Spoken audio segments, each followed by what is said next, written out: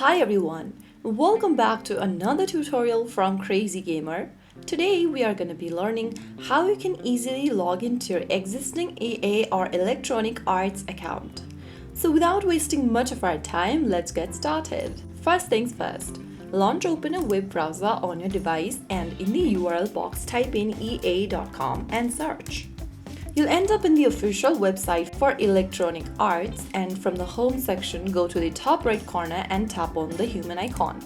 Now click on sign in from the menu. In the sign in area, go ahead and type in your phone or email in the text box. After typing down your phone number or email, click on next. On the next page, type in your password for your account. Make sure to enter your correct password in the password box and click sign in.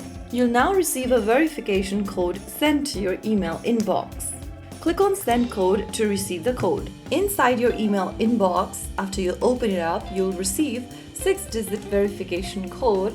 Type it in exactly as it appears and click on sign in. If you want the system to remember the device, check this remember this device option and click sign in. And you have successfully logged in to your Electronic Arts account just like that. So there you have it. That is how it's super easily done. If you found the video helpful, don't forget to like, share and subscribe to our channel. I will be back again in the next video. Stay tuned. Till then.